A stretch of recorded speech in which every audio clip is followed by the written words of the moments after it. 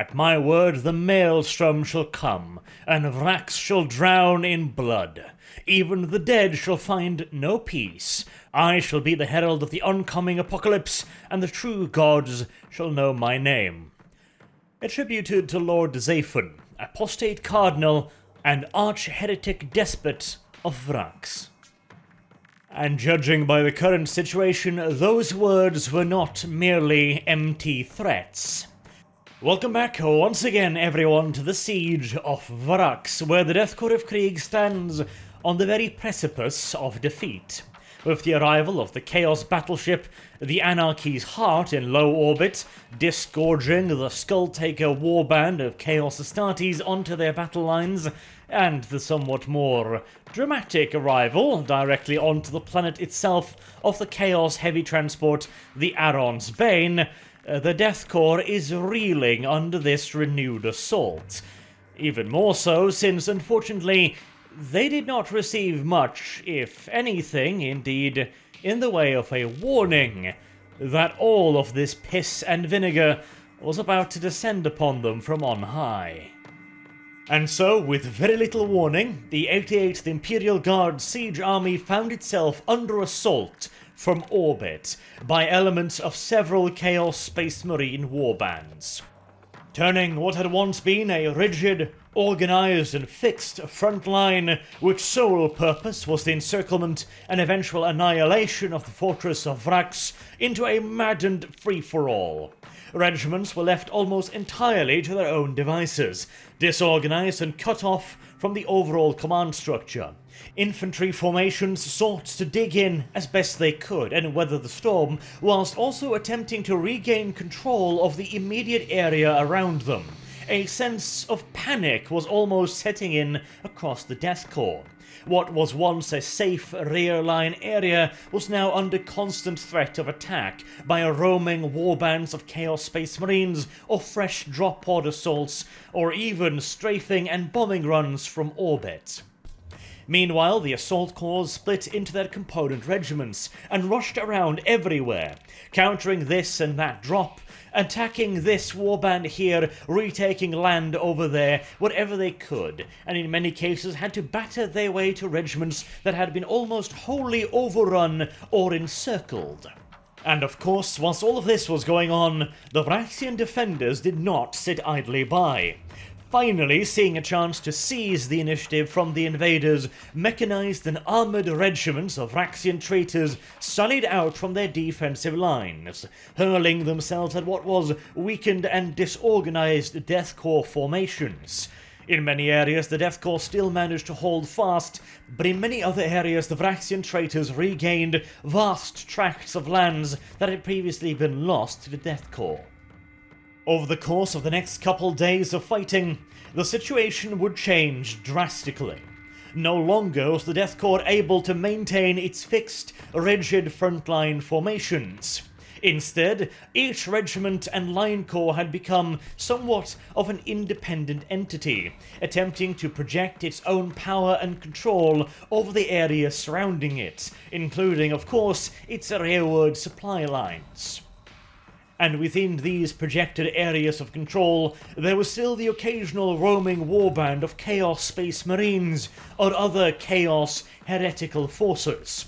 Additionally, the Vraksian defenders had in many cases launched attacks upon the front line, and regained and refortified, in some cases, considerable areas of what was once the forward Krieg trench lines. But at least some form of order and control had been reasserted.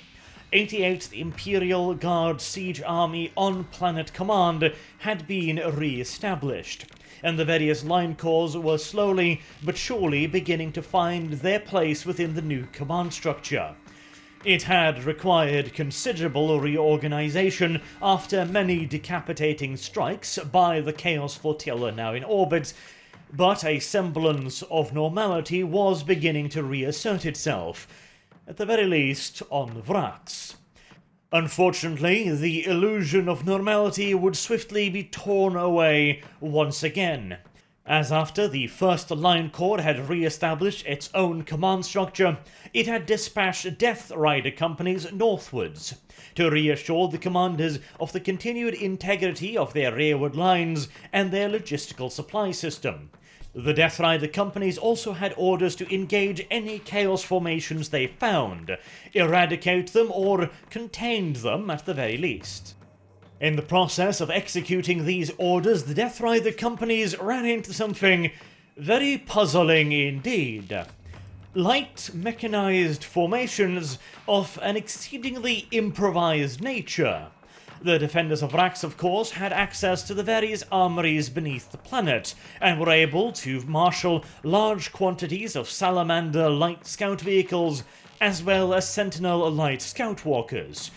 These, however, were neither Salamanders nor Sentinels. Rather, the formations appeared to be made up of a wide variety of various ground vehicles. Some appeared to be entirely improvised forms of transport, whilst others were still recognizable as modified military or even civilian vehicles. Reports suggested that the Death Rider companies were able to successfully engage several of these mechanized formations, who appeared to be willing to stand and fight against the Death Riders of Krieg. This again was also somewhat odd, as the defenders of Vraks had long since learned their lesson, not to underestimate the apparent meek and outdated cavalry formations of the Death Corps. After having suffered severe casualties amongst their armoured formation inflicted by the Death Riders' explosive hunting lances. These formations, however, appeared to have not gotten the memo. Additionally, they did not display the usual markings, insignia, and scratch-built improvised uniforms of the defenders of Vraks. The implications were rather harrowing. It would appear that a new, previously unknown formation was operating on Vraks, and even worse, it was operating in the rearward areas of the Death Corps of Krieg. Further scouting missions were sent out, and it was only now that the Arnt's Bane, having crashed into the planet itself, was discovered to not have been destroyed upon impact. Instead, hordes of chaotic mutants, heretics, and traitors were currently streaming out from the shattered wreck of the ancient starship. Including in these ragtag formations were also yet more Chaos Astartes forces. It is unclear whether or not they had been aboard the Arnt's Bane, or if they were warbands who had landed previously and rejoined with these other traitor forces. But what was by far the most disturbing piece of news was that the Death Rider companies had been able to confirm the sighting of Chaos Titans, currently in the process of extracting themselves from the wreck of the Arnt's Bane. Luckily for the Death Corps, the highly improvised nature of the Chaos Heavy Transport's arrival had bought them quite a lot of time. Unluckily, the Death Corps had simply not been aware of the fact that the transport had survived re-entry at all, and so most of that time had already been gobbled up, allowing the Chaos forces to extract themselves from the wreckage. By the time the 1st Line Corps was made fully aware of the scale of the threat to their rearward lines, the Chaos forces were already almost fully ready and prepared to begin moving. There was a considerable distance of a few hundred kilometers between the Arnt's Bane and the Death Corps of Krieg, but there was no Imperial formations between the Arnt's Bane and the rearward lines of the 1st Line Corps, meaning that they would be advancing almost entirely unopposed. The few Death Rider companies that had been sent out to scout the area would not function so much as a stopgap measure to slow their advance. The Death Corps would have to react quickly and throw up some form of blocking formation to slow down the enemy's advance. This, however, was considerably easier said than done, for whilst overall command had finally been re-established, and so now the entirety of the 88th Imperial Guard Siege Army was made aware of the imminent and considerable threat to their rear lines and the 1st Line Corps in particular, They were still all rather preoccupied, dealing with various bands of roaming Chaos Space Marines, continuous assault from orbit by Hell Talons and Hellblades, and, of course, the renewed offensives by the Vraxian traitors from within the Citadel. Detaching a formation large enough to deal with the incoming traitors would not be an easy task. And after a lot of how about, could we maybe, and would it be possible to, the choice fell upon the 101st Siege Infantry Regiment of the 11th Assault Corps. This was a far from ideal choice, which reflects the desperation of the situation. All of the commanders would have preferred to keep the assault corps in reserve. The various mechanized and armoured formations were already rushing around the battlefield like crazy, plugging gaps, chasing off warbands, and recapturing terrain. The siege regiments attached to the assault corps were meant to move in after the mechanized and armoured elements and secure the ground that they had so recently regained. They would subsequently hold the position against any further Vraxian counterattacks, and then hand it over as soon as possible, preferably, to new regiments brought up by the line corps in question, these regiments either having been relieved from other areas of the front line, or reforged regiments that had been gathered up and organised once again from the various scattered remnants of other regiments. Scattered remnants of which there were far too many at this current time. And due to the somewhat improvised nature of the Death Corps' resistance at the moment, new regiments were not always ready to step in and take over the burden of holding terrain immediately, which is why the siege regiments attached to the assault corps were so important. Removing even just one of these regiments would severely lessen the assault corps' mobility, as now armoured or mechanized formations would have to stand and hold the ground they had captured instead of continuing on to regain yet more ground. However, due again to the somewhat desperate situation, there were simply no other regiments of sufficient strength and organizational integrity that could be relieved from frontline duties to face the incoming threat, and it had to be faced. Otherwise, it threatened to slice straight into the rear of the 88th Imperial Guard Army, and quite possibly also separating the 1st Line Corps from the rest of the 88th Imperial Guard Siege Army. And so, with little to no time to spare, the 101st Siege Regiment was rushed northwards to take up improvised positions to block the advance of the Chaos Forces. They were protecting the area in which the 30th Line Corps met the 1st.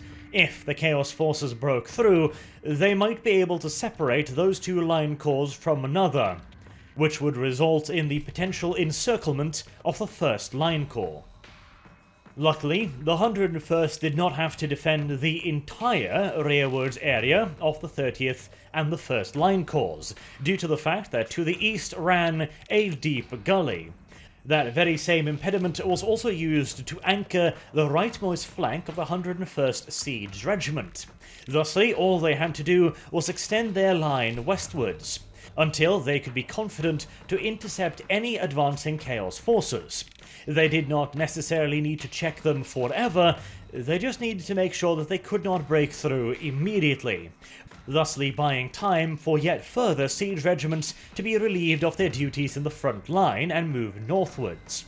Ideally, the 101st would be able to hold on for long enough to be reinforced by one or perhaps even two further regiments, ensuring that the reinforcements incoming from the Arnt's Bane would be unable to break through and towards the rear of the various line corps.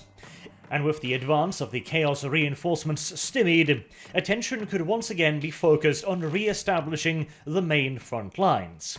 Once these were secure, an assault corps could be detached and moved northwards, after which the reinforcement from the Arnt's Bane would be outflanked by the assault corps, forcing the foul heretics to either withdraw, leaving them without access to reinforcements or resupply of their own, or to stand their ground, in which case they would inevitably be surrounded slowly but surely by the advancing assault corps and the siege regiments to their front, leading to the chaotic forces' complete and utter annihilation.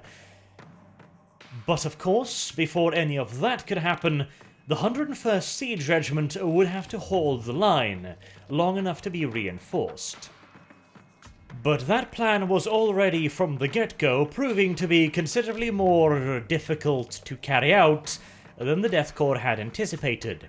Originally, the 101st Regiment was to advance to what was once the 2nd Vraksian defensive line, where they would take up positions and create improvised defences. However, the Chaos Forces had advanced with frightening speed, and the Death Corps' own reaction had been quite sluggish, and so the Chaos Forces reached the 2nd defensive line before the 101st and began occupying it. The 101st would now have to launch a counterattack and possibly attempt to regain the positions they were supposed to be occupying. Not ideal, but on the bright side, the 101st had been seconded several armoured companies. Not in vast numbers, but enough to make a decent-sized armoured fist, and, of course, the various defences in the 2nd defensive line were all facing in the wrong direction, and the traitors would not have had much in the way of time to repurpose and reface them, if they were even able to do such a thing. You must once again remember, these were not the Vraksian traitors, who were, by and large, relatively disciplined and well-trained troops, by comparison to the hordes of screaming lunatics that made up the bulk of these reinforcements. There was absolutely no guarantee that even if given all the time in the world, they would be able to, or even less have the inclination to actually improve upon the defences. The decision was therefore made to continue the forward movement of the 101st Regiment. Rather than occupying improvised positions, they would be carrying out an improvised counterattack, but by and large, due to the nature of the enemy, it was expected to be primarily an open field engagement in which the Death Corps should, as we saw previously with their engagement against Vraksian armour, have every advantage. Or, well, at least most of the advantages. The Titans were going to be a pretty large problem, to put it mildly, but at least any enemy armoured elements, of which they knew there were at least a few, the Death Corps of Krieg should be able to engage at superior range with superior accuracy and superior efficiency. And as for the infantry, the Death Corps of Krieg Guardsmen is of course vastly superior to any screaming lunatic, and since they would be advancing alongside at least some armour and mechanized support, they would also have access to engineers and Trojan light engineering vehicles. This would achieve two key things. One, it would increase the manoeuvrability of the 101st Regiment, allowing them to move swiftly into position, and secondly, the various engineer and engineering vehicles would allow, at the very least, basic positions to be prepared in advance of the arrival of the main infantry formation. Slit trenches of a rather rough nature and somewhat unartistic by Death Corps standards, to be sure, but some cover is always better than no cover.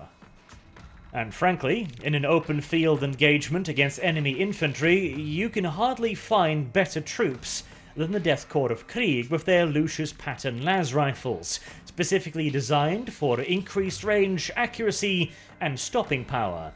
The loss of a full auto function might prove disadvantageous against potential hordes upon hordes upon hordes of cultists, but, well, we'll burn that bridge when we get to it.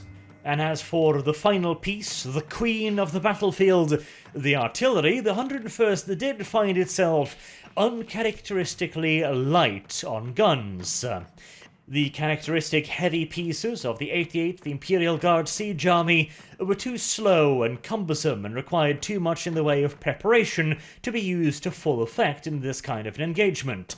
However, the Death Corps of Krieg's favourite light artillery piece, the quad launcher, was perfectly suited in every way for the scenario. Lovingly referred to by the guardsmen as the thud gun, the quad launcher was light and nimble enough to swiftly be brought into position anywhere it might be needed, and just as easily be repositioned should it draw the attention of heavier ordnance. But the true beauty of the Thud gun is its ability to deliver vast quantities of highly precise, rapid-fire artillery shells into the midst of enemy infantry formations. The Thud gun is more than able to majestically maul even the largest horde of Chaos cultists. All that was left then was to begin the battle. The Death Corps of Krieg organized themselves into a simple, improvised formation. The tanks would take the lead in a line abreast formation, mixing the various light and heavily armoured vehicles in with one another. Macarius and Lehman Russ battle tanks drove side by side with lighter hellhounds and support vehicles. Following on closely behind the armour were the mechanised elements, riding primarily in Trojan light mechanised vehicles and the occasional Chimera and Scout Salamander. It's also possible that this line would include various formations of Death Riders, which, after fulfilling their role in scouting the incoming forces to the north, would have joined up with the 101st. Normally, of course, these companies would return to their parent formations, but considering the rather vital nature of the 101st's mission, it would not be at all surprising if they were temporarily attached to the 101st. And finally, of course, comes the infantry, along with the various support weapons, in this case, as mentioned, primarily quad launchers, the ever-beloved Thud guns hitched up to their own Trojan light transports.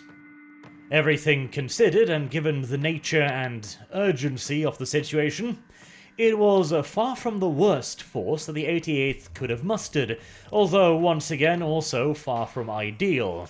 The lack of heavy artillery support, the lack of prepared positions, and the inability to assume, at the very least, somewhat prepared positions in the second defensive line would be fairly considerable drawbacks, and there was one further oversight which was about to make itself painfully irrelevant.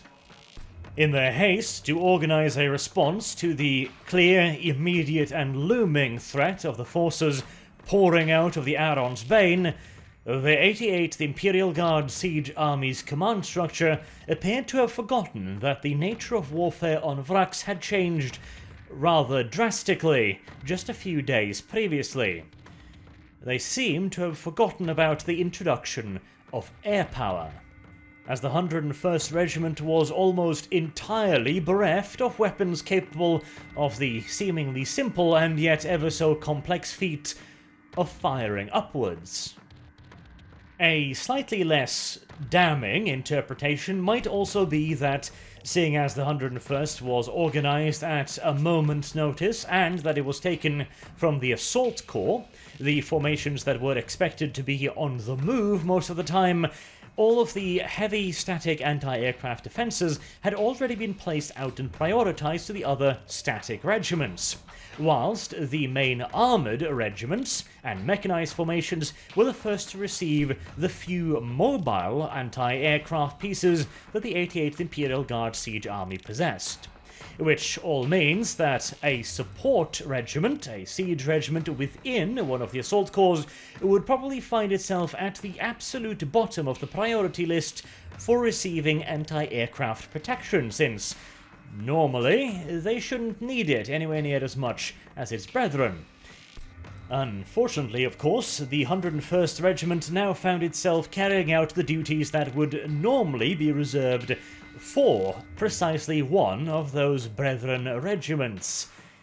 But without the anti-aircraft defences, it was about to need ever so desperately, as formations of Helltalons and Hellblades fell out of the tumultuous Vraxian skies and began attacking the lead element of the 101st attached armoured companies.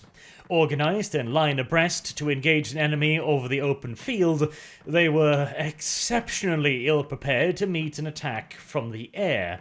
The only protection they had were the various pintle-mounted weapons on the armoured vehicles, single-barreled heavy stubbers and the like, and shooting down a Hellblade with one of those things would be like trying to shoot down an A-10 Warthog with a 30 cal, and frankly, I would rate your chances considerably higher of teaching a pig to fly with the aid of naught but its ass gas and the power of French.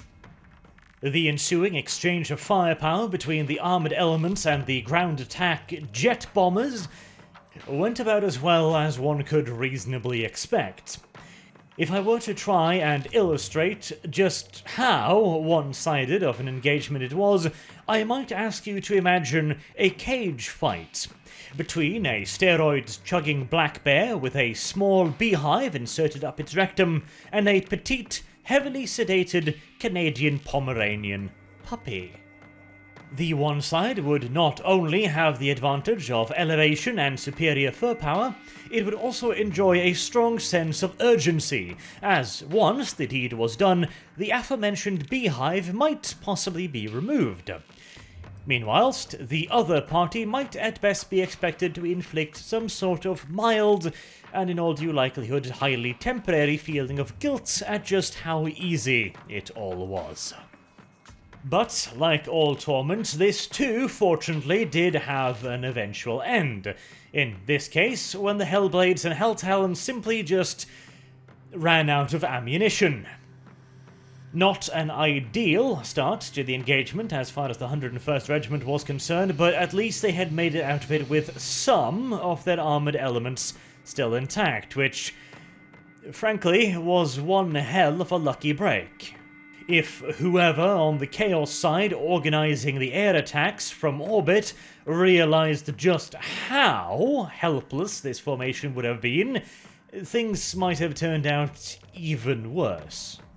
As it stood, the heavily mauled advanced elements of the 101st reorganise their front line and continue advancing towards the enemy, once again in line abreast, assuming that after the vicious fucking of a few moments ago, they would have a few moments of peace and, well, one might as well look the part, if nothing else.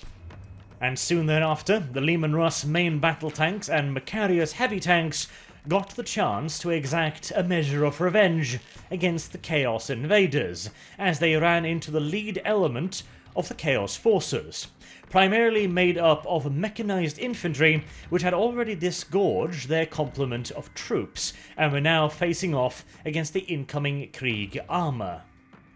By a stroke of luck, or as a result of the usual over-enthusiastic leadership style of the Chaos commanders, the lead elements of the Chaos force had advanced too far, and they were now left alone with the Krieg heavy armour. The Titans were, as of yet, still out of effective firing range. It was now the Heretics' turn to find themselves on the receiving end of an exceedingly unfair engagement, as the Deathcore armour inflicted a heavy toll upon them. Within minutes, dozens of light mechanized vehicles were burning brightly on the Vraxian plains. The infantry that had previously disembarked were attempting to set up their heavy weapons, and some had even already managed to do so, in an effort to engage the Krieg armour. But behind the tanks and the incoming mechanized elements, the Thud guns were already beginning to disengage themselves from their Trojan light carriers, and soon their quad barrels were thumping out a steady rhythm of high explosive shells. What started as 1, 2, 3, and 4 explosions quickly grew into a deafening crescendo, where it would be impossible to pick out the sound of the individual explosions. All that remained was one loud, constant roaring sound of detonations. A half an hour into the engagement, and all that remained of the enemy's lead elements was a bad memory. However, things were about to get a hell of a lot more difficult, as the enemy Titans had finally made their way into range. The impact of their long-range super-heavy weapons could soon be seen amongst the advancing Deathcore elements, throwing up massive plumes of dirt as the weapons blasted several dozen-meter-wide craters in the already cratered and pockmarked moonscape of Vraks. Racing alongside the Titans came yet further traitor mechanized elements, and off to the right and left flank of the god machines, large plumes of dust could be seen kicked up by what was assumed to be traitor armoured elements. What the 101st had annihilated mere moments ago was but the small scouting force of a much larger and far more intimidating horde. This, then, would be the real moment of truth. To succeed in their objective, the 101st would either have to rout, or at the very least stop, the incoming traitors, including, of course, the Titans. The problem was, they did not possess overmuch in the way of effective anti-Titan weaponry. Aware, of course, of the presence of the God Machines, the 88th Imperial Guard Siege Army's command structure had assigned whatever Shadow Sword super heavy tanks they could to the 101st, but they were still few and far between. Not to mention, they were being deployed in what could only be considered to be exceptionally subpar conditions. Some of you may have remembered when I discussed the ideal way of deploying Shadow Swords when facing off against enemy Titans. Now, a Shadow Sword is never an ideal weapon to take out a God Machine, but in good, or at the very least decent, conditions, it can be a dangerous adversary. These were neither. In fact, you would be hard-pressed to find less ideal situations in which to engage Titans with Shadow Swords. The Shadow Swords would not be able to take advantage of their smaller profiles and wait on in ambush. They would not be able to take advantage of prepared positions. They would not be able to engage individual Titans without the enemy being able to support them with vast quantities of lighter elements, which might run the risk of spotting and identifying the Shadow Sword as a threat. And the moment a Titan becomes aware of the presence of a Shadow Sword, that poor Super Heavy will be on the receiving end of vast quantities of fuckery. But when in need, even the devil eats flies, and there was simply no other alternative available to the Deathcore of Krieg. The strategy then would have to be the least effective of all three strategies, and in fact not even that, since in that case the Titans would be engaged by vast quantities of armoured elements, whilst the Shadow Swords themselves lay passive in ambush, waiting for the enemy Titans' void shields to be rendered inoperational by sheer quantity of firepower. In this case, however, not only did the 101st not possess vast overwhelming quantities of armour, they also could not afford the luxury of allowing the Shadow Sword to simply wait for the void shields to fall. Instead, due to the rather pitiful numbers of armoured vehicles, the Shadow Swords too would have to join in the firing, in the hope of overloading the Titan's void shields. Oh, me oh my. And now that the Chaos Titans had gotten their ranging shots out of the way, the Deathcore armoured elements truly began taking proper casualties. Every minute, several armoured vehicles were being blown apart by Titan super heavy weaponry. When a turbo laser destroyer hits a Lehman Russ, there is virtually nothing left of the vehicle except a few links of what was once its treads scattered across the landscape. And being targeted by a Vulcan Mega Bolter is not much better, as now your vehicle is being pounded into obliteration by a hail of hundreds of armor-piercing, high-explosive shells, each the size of a small East German car. And in return, all the Deathcore tanks could do was fire their weapons up against the massive void-shielded hulks of the enemy's Titans. The Deathcore tanks' fire was entirely ineffectual.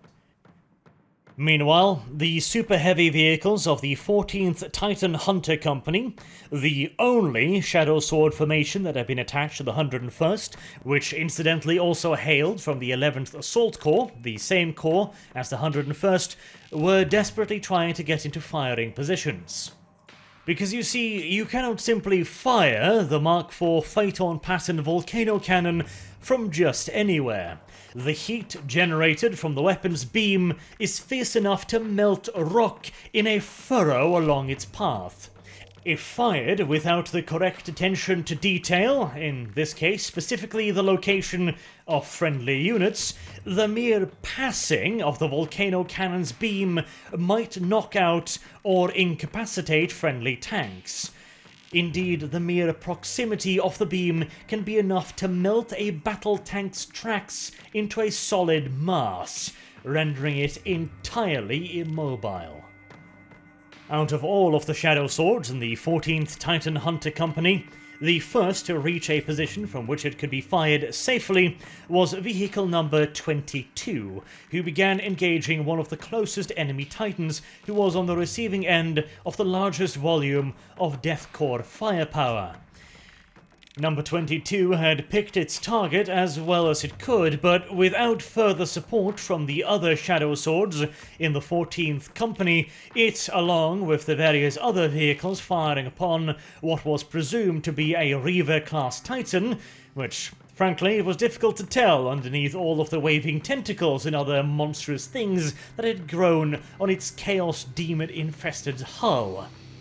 Its true classification, however, would sadly remain rather irrelevant, because the fact was that the Deathcore armoured elements, along with the Shadow Sword, were simply not able to overload its heretical void shields.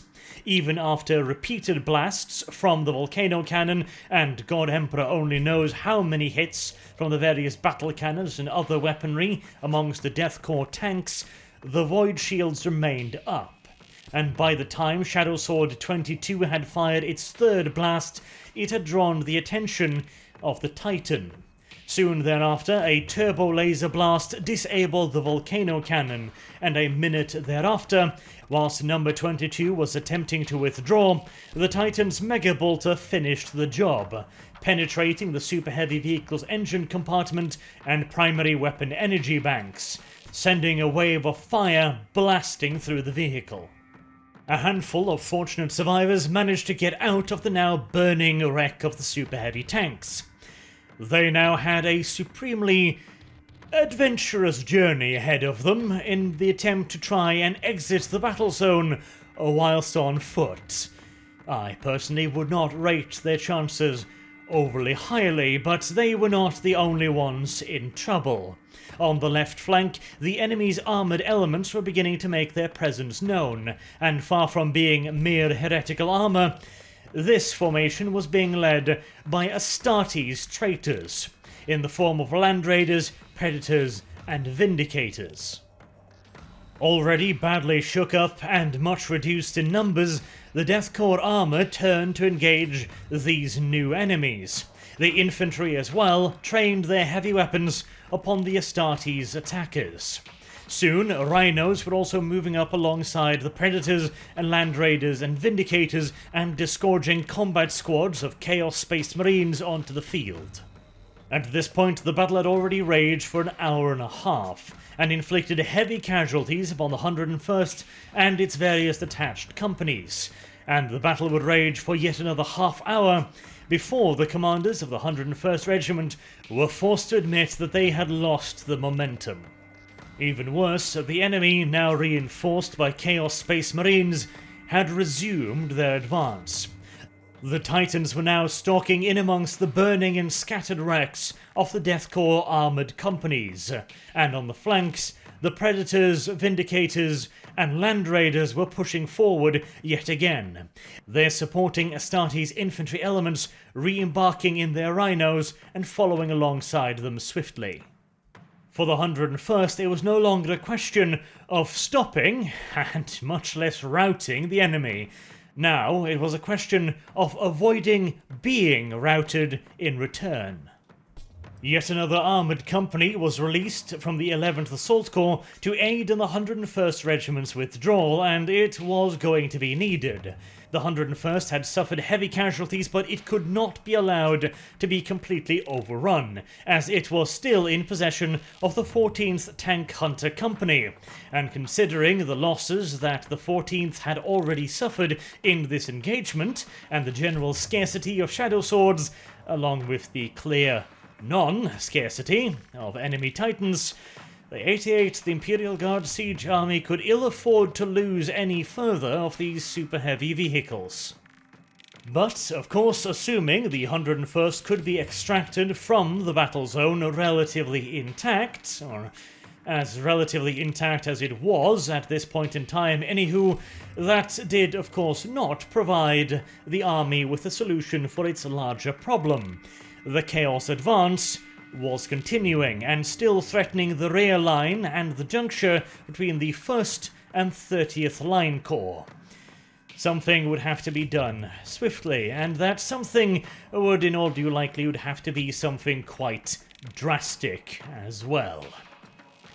The Death Corps of Krieg was not in a good position, but on the bright side, one small piece of good news came down from Segmentum Obscura's High Command itself on Cypra Mundi, where the Departamento Munitorum High Logistician Adep Istar Ornus had come to the conclusion that Lord Commander Julke was not fit for further command of the 88th Imperial Guard Siege Army, and would be relieved of command with immediate effect.